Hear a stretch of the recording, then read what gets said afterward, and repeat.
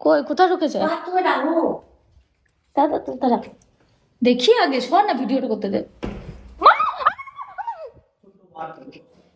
বাচ্চা ওঠে কই দেখি। ধরে নিয়ে ভয় করি না পালাচ্ছে। দারুণ লাগে দাহু ঢুকে গেছে বাথরুমে। ধরে নেবো পারবি করে ও বেরোতে পারছে না, তুই যত ধরতে পারবি তত পালাবার চেষ্টা করবে।